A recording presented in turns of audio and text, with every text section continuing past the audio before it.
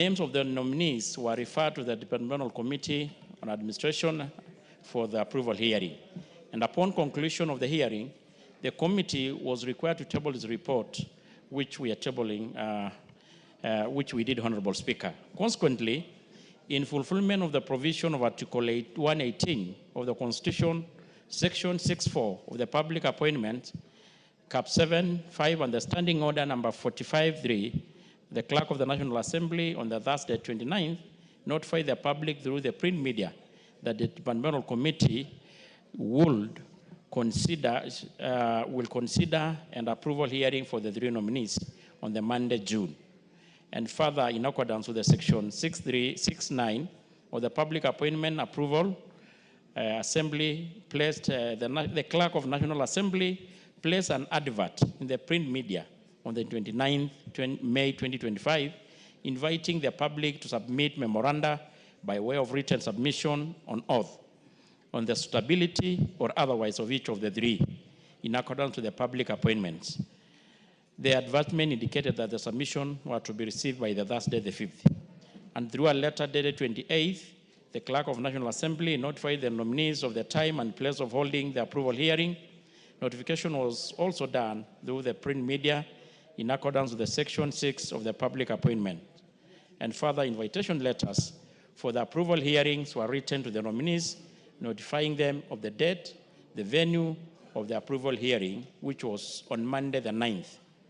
Further, on the 28th, the Clerk of National Assembly wrote letters to the ODPP, EACC, KRA, HELP, DCI, and ORPPP, seeking the reference and the background checks relating to the suitability of the nominees. Honorable Speaker, the nominee appeared, these nominees appeared before the committee on Monday the 9th, 2025 for approval hearing, and in accordance to the provision of Constitution and the National Police Service Act, Cap 85, and the Public Appointments Act 7F, and the National Assembly Standing Orders.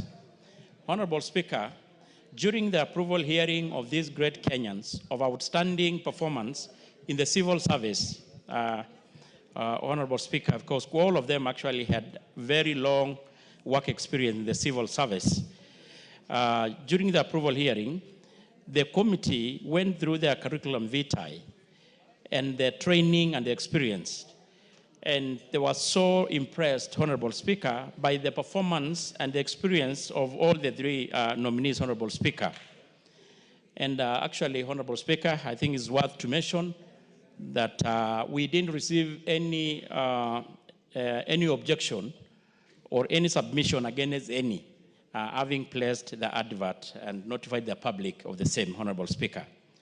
All the nominees were nominated in accordance with the provision of the Constitution 246 of the Constitution and Section 6.5 of the National Police Act, Caps 85.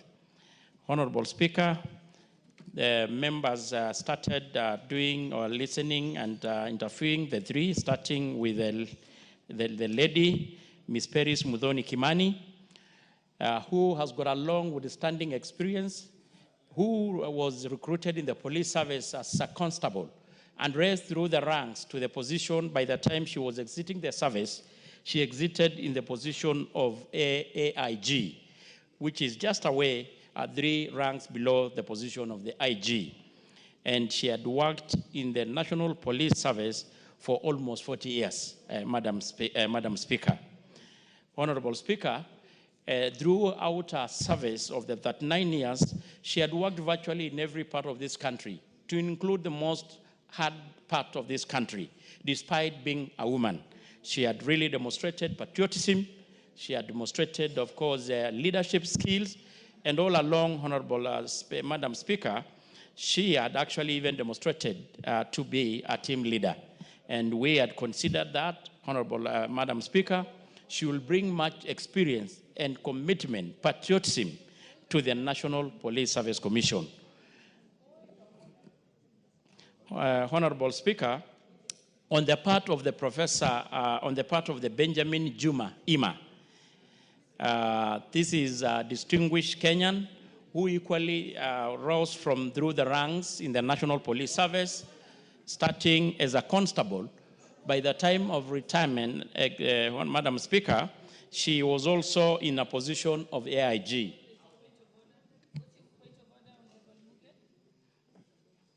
Your point of order, Honorable. Thank you, Honorable Speaker.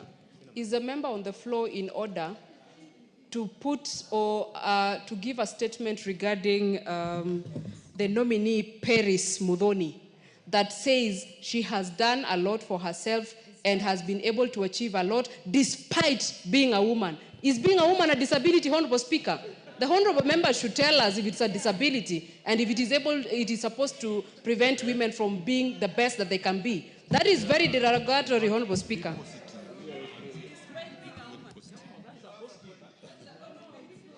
Honorable Tongoyo, I think you kindly apologize. For what, Madam Speaker? I think, no, listen, members. I'd said it's simple. It is in a positive note. Oh, Madam Speaker, what I've said, we should be able to have a positive outcome. I've said, despite being a lady, she had worked even in the most hardest banditry-prone areas in this country and demonstrated leadership. Hold on. Women have been known to even serve in Iraq and Afghanistan with distinction. Okay, you so wish. So the fact that they are a woman is not to say that they have done so well despite being a woman. Okay. In fact, women ordinarily if it pleases them, just apologize. So may it be. Just apologize. Honorable Speaker, apologize by saying that she's an outstanding woman who served this country with distinction and ability. Yes. Order, honorable members. Order, honorable members. Honorable member Chematia. Chematia, you have something to say? Mm-hmm. I want to support what Honorable Cynthia is saying, Madam Speaker. It cannot be despite. What do you mean despite? In this floor, Madam Speaker, I earn same salary with Honorable Tongoyo. It doesn't mean it is because I am despite being a woman, that is why I'm here with him. Member for Kericho.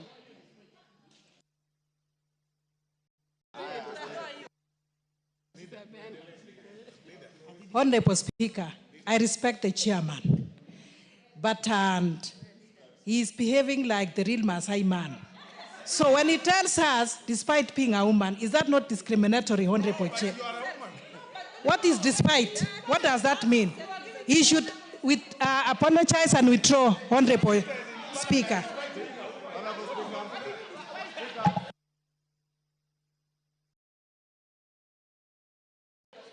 Honorable members would like to finish this topic.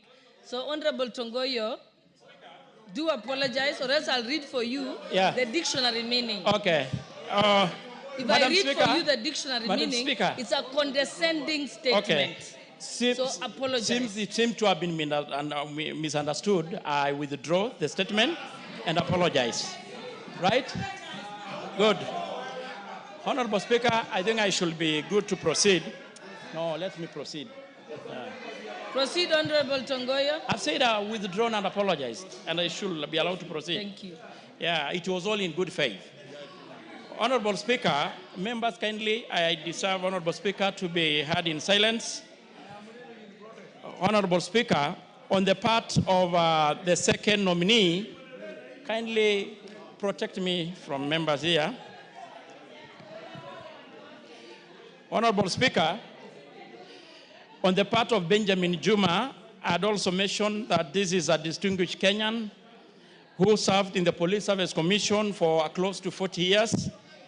And just like our very gracious lady, Paris, throughout his 40 years, he demonstrated patriotism and ability to serve the service with dedication and commitment.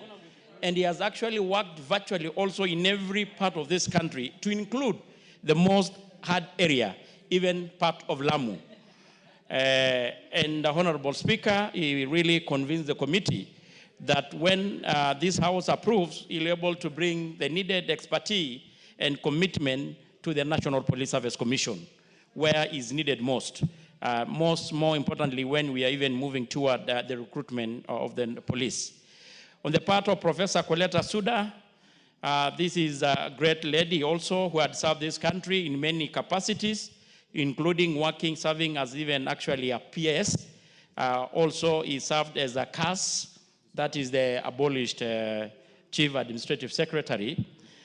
And of course, in high position of leadership in this country and globally. Honorable Speaker, is a distinguished scholar and has taught in several universities nationally and internationally. Generally, the three nominees demonstrated deep understanding of the topical issues, administrative and technical issues, touching on the governance and the role of the member of the National Police Service Commission. And they possess the requisite abilities, qualification, and experience to serve in the said capacities. Honorable Speaker, Madam Speaker, having considered their stability, their capabilities, and qualification and integrity of their nominees during the approval hearing, the committee recommended that the House approves the nomination of all the three. And I repeat again, Ms. Peris Muthoni Kimani, Benjamin Juma Ima, and Professor Coletta Suda for the said position as commissioners of the National Police Service Commission. Honorable Speaker, I beg to move, and I request my very able Vice Chair, Honorable Retired Colonel Dido Raso, to second this motion. I thank you, Madam Speaker. Honorable Tongoyo, I've just searched my dictionary just so that I can educate you. He says, using that phrase, despite being a woman, can indeed be considered problematic and patronizing, and in fact, condescending of women. Why is it potentially derogatory? Being a woman is not an obstacle to serve in any service at all. 2, a woman's service is not unusual or surprising, no matter how tough it is. 3, her gender, it implies that her gender makes her achievement exceptional, not because of the achievement itself, but because she's a woman. A better, more respectful alternative that you should have used is that you don't highlight her gender and limit it to the service to merit, but say in the context and where she has, the things that she has achieved. So I am sorry, Honorable Tongoya, as a woman, I take great exception. So let us proceed. Who's seconding?